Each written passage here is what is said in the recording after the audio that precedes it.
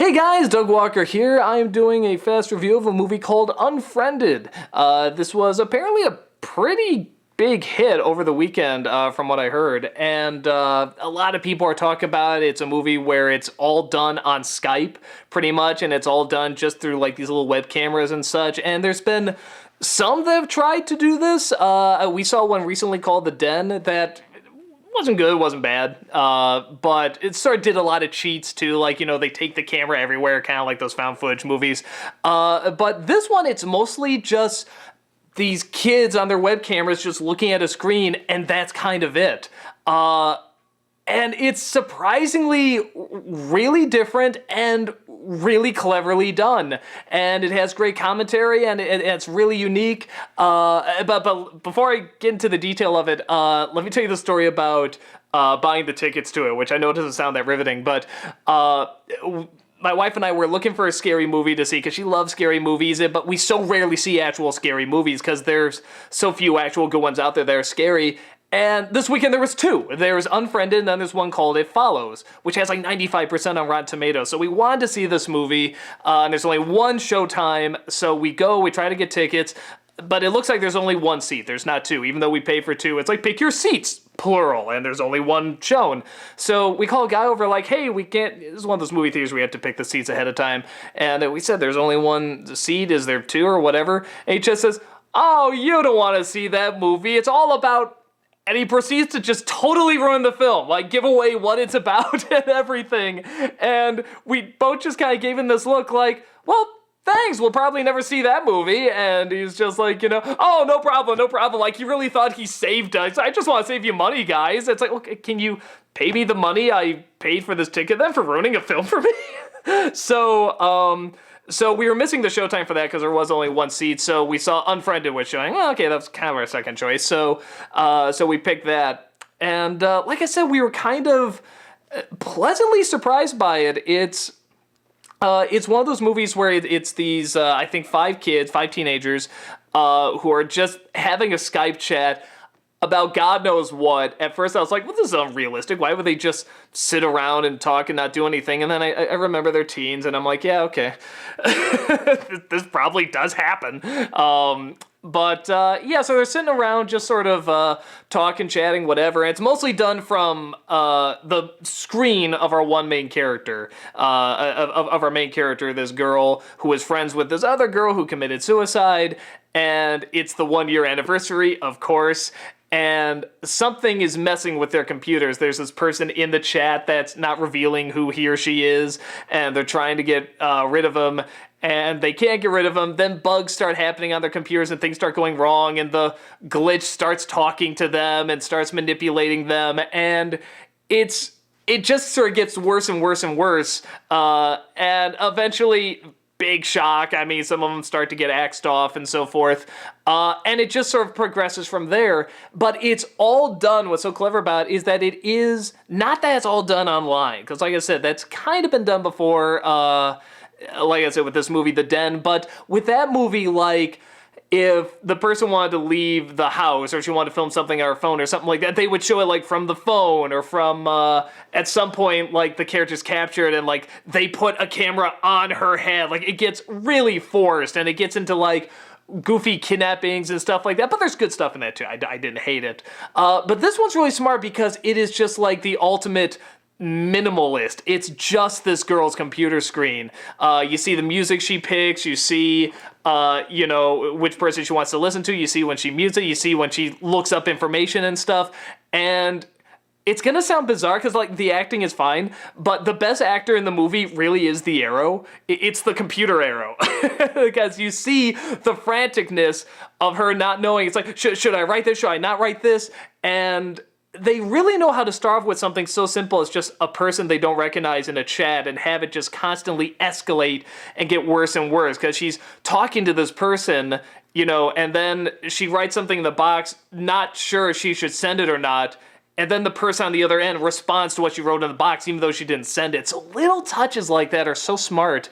But the great thing about this is I don't think I'm really giving anything away by saying this is kind of in the trailers, but is that all of these people, all of these characters are terrible people. And kind of the agenda that I got out of this, I thought was really friggin' brilliant, is that this is very much an anti-cyberbullying movie. But it's done in a way that would actually speak to teens. And don't get me wrong, all those videos where it shows someone that's like looking really sad to the camera and being like, you know, I was hurt, I was really offended, and I don't know what was going on. It's all legit and it's all real, and it's like, dude, it's terrible that shit goes on. But I'm thinking to myself, if I was a snot-nosed idiot troll that like to go out and do this stuff, you know, I'd be like, oh, look at that fucking pussy. Well, I'm gonna make fun of them even more. This is a film that speaks to that kind of language, that really extreme don't cry wolf point of view, and it's done from a horror film point of view, and it's done like really hardcore, and it's gory, and it's extreme, and like the deaths are really creative and silly and over the top, but it's never to a point where it doesn't quite go too far. It still keeps the fear and the buildup right there in the room with them talking, and it's one of those films where it just shows, like, my whole standpoint on, like, whatever, people that is cyberbully or trolls or whatever, I sort of have these two very opposite standpoints. You know, one is that, you know, if you're really trying to get the respect of these idiots, it's just not worth it. If you could see half these people, you know, most of them are people that have, like, never left their basements, you know, don't have a job and never slept with anybody. It's like, why would you want the respect of these people? But then the other angle of that as well, which I kind of like even more, is that it says, okay, look, there's going to be people out there who are going to act like idiots, but there is a price to pay for living a life of idiocy. And that's what I like about this film. It's saying, look, yeah, there's going to be idiots out there, and they're going to say this kind of stuff, but you have to know there's consequences to living like a dumbass. There's consequences to going out and, you know, fuck, go kill yourself, or rape, ha. There's consequences to that. You know, you need to actually think in order to survive. It's a crazy thought. So I like that angle more, but it's tougher to convey because so many people are just like in a mindset, I need attention. I need to go get it as fast as I can, and negative attention is faster to get than positive, sadly, because positive involves work, and who wants to do that? So with that said, I love how these kids, they're not the typical sort of nerdy, geeky hackers. There's only one, and that is, I don't want to say like a hole in the plot or anything, but it's totally possible that, whatever, a group of super pretty, good-looking, athletic teens would have one person who's a friend who's like really overweight, not the best-looking, curly hair, dirty, a stoner, a hacker, a computer geek. But it's unlikely. It happens more in movies than I think in real life. But it's totally possible. So it's, on the one hand, I'm like, this is a little weird, but, you know, you buy it. It's fine. Because you need someone who's a computer genius to show you can't do this stuff. But it shows, because this is sort of what we're discovering too, even though it's probably not as many, like, there are just spoiled brats out there, again, just looking for attention, and sadly the internet's just a really easy way to get this attention, you know, and let out their own insecurities or whatever, you know, without taking responsibility for it. And this film is saying, hey, if you're gonna do this shit, you gotta take the responsibility for it. But it does it all in a still traditional horror film manner. That's what's so wonderful about it, is that you can watch it and just enjoy it as a horror film, but in the back of your head, you're sort of thinking, yeah, maybe I shouldn't have picked on that one kid, you know, just for pretty much no reason. It's like, go kill yourself or something like that. So it's, because, I mean, we have seen, and we're going to see a lot more videos about, you know, the trials and the terrible things about cyberbullying, or just bullying in general. And trust me when I say it's not like stop those. It's like, no, they're very heartbreaking and they're hard to watch. But at the same time, you have to try other avenues that can work. And I think this one, to people who do try this stuff, it would probably, or even on the verge of kind of doing this stuff, this would probably speak a little closer, because it's just like a big punch in the face for it. And it's a horror film. So with that said, I'm not going to act like this is the big now cyberbullying is going to be gone. No, maybe it'll have no impact at all. It's a clever attempt at doing this while also telling a good, scary story. But with that said, I have a prediction for this movie. This is my guess. I think a lot of people are going to see it and they're going to be like, wow, this was great. This was really cool, and trying different stuff and everything. And because of that, there's going to be a lot of other people coming in like trying to nitpick the problems with it. And it's like they hear the hype. Oh, well, go ahead and scare you. Come on. And if you're going in with that attitude, you're not going to like it. Because there are, a lot of nitpicks with it that you can make fun of. For example, the main character doesn't know what a troll is. What? It's one of those things where some of these setups are like, okay, you're doing this for like the handful of people that don't know some of these computer terms, which seems silly anyway, because the whole movie is done from her screen, and if you don't know computer stuff, you're not gonna be able to follow all this stuff. And then she also doesn't know how to play I Never. It's like, who doesn't know A, what a troll is, and B, how to play I Never? It's very bizarre. But again, they're doing it obviously to explain to the audience, and those scenes are kind of forced. And in terms of character, I mean, are you really going in expecting like that much like of a psychological, dive into when you go into a horror film, pretty much a slasher film where people just get axed off one by one? Not really. But they're totally serviceable and they're decent actors. I was really amazed when this movie started and it's just the girl talking to her boyfriend. And I'm like, I feel like I'm watching a conversation. This is really good. Where like the first Paranormal Activity, I'm like, I'm watching two actors. I'm sorry, they're trying their best to act realistic and read the script, but I'm watching two actors. I mean, there was never for a minute where I felt like I was watching real life. But these kids are pretty good. Once in a while, there's something that's a little forced. Like I said, what's a troll? But it's mostly done really well.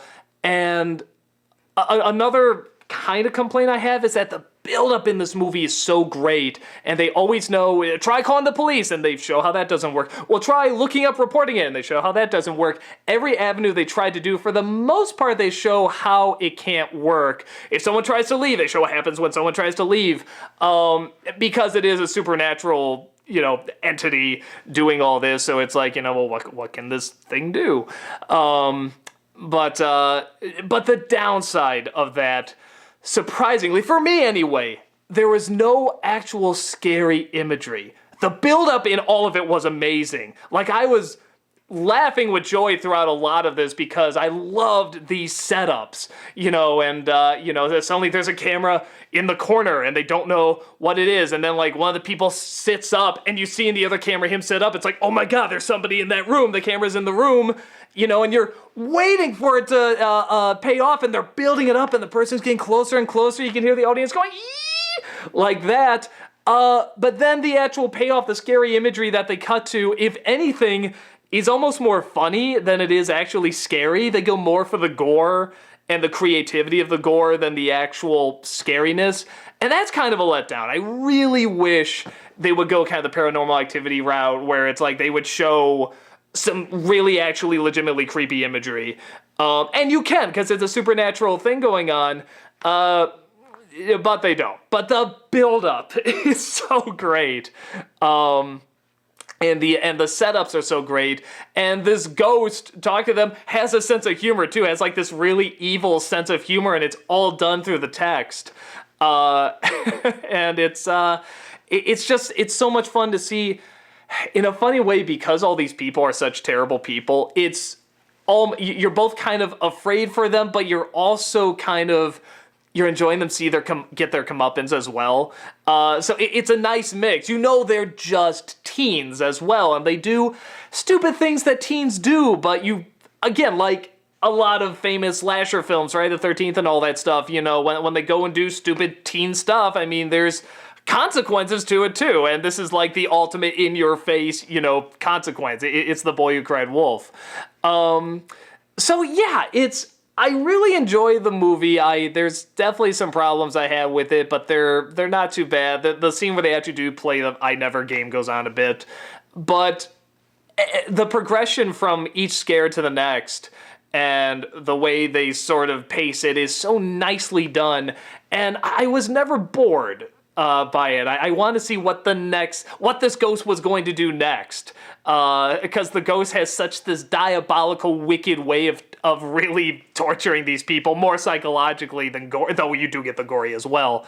And like I said, it's for something that's a big issue right now, cyberbullying. And it's just so nice to see something that just goes like so extreme and so in your face, and you know, whether or not it'll have that big an impact. I mean, my guess would be probably not, but it's so great to see. It's so great to see someone that tries sort of this avenue of, you know, people that sort of use this extreme, crazy, you know, in-your-face style, also combating it with this super extreme, crazy in-your-face style. So yeah, with that said, I don't think it's like a phenomenal masterpiece. Like I said, there's not any super great character development or anything like that, and even the idea of sort of this online horror film has kind of been done before, but it's done so well here. And it just sort of keeps adding twist after twist. But again, if you look at the trailer and you're like, I can't do that. I can't just look at these screens talking to each other and switching out and windows opening up and closing and reading text. If you can't do that, it's not going to sway you. This isn't a movie that's going to be like, it's so good, it will win you over despite that. It's done very well. But it is exactly that. It's looking at these screens that freeze up and get the glitches. Sometimes that adds to the scare, you know, sort of the weird embedding, you know, like suddenly an eye will be up here when the person's moving and then it'll go to normal with the glitches and stuff. But if you look at it, you're just like, oh, this looks creative and different and new. Let's try it. It's fun. It's a really fun movie to check out.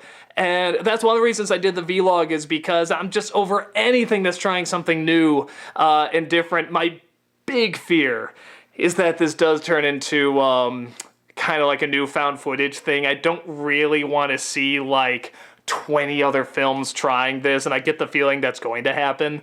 But, you know, now before that craze happens and before we all start saying, oh God, it started with that Unfriended movie, that's a piece of shit because it started all this stuff. It's like, no, I think it's good to acknowledge now, before that craze happens, if it does happen, that this was a fun movie. It's not like a super deep or meaningful movie, but it's a good cautionary tale that speaks to a certain age, in my opinion, not being that age, but that tries speaking to that age in a different way, and in a fun way, and in a way that you can watch it just as entertainment, or you can watch it as, hey, there was a very obvious but good moral in here as well that, you know, is trying to be addressed right now. And it does it in a really fun, entertaining way. You know, I always say the best lessons are learned through fun. It's through something where it's like, you want to watch it, you want to participate in it because it's fun, not because you feel like you have to, but because you want to.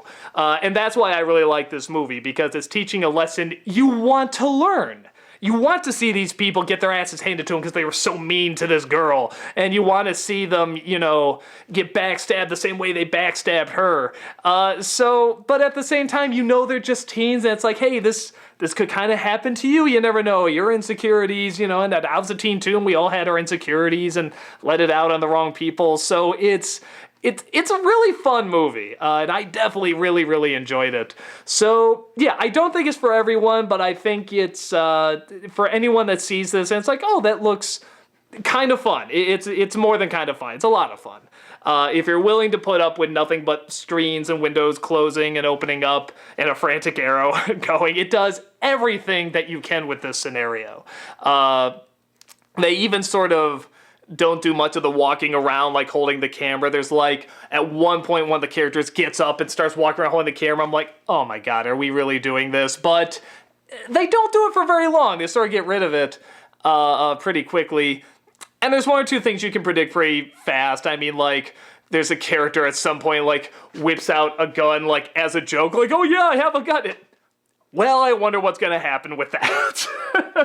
There's another one that has a knife. It's like, oh, well, gee, I wonder what's going to happen with that. But for the most part, I thought it was pretty clever. I thought as these sort of slasher slash supernatural movies go. This was really different and a lot of fun and cleverly done. It had a good moral.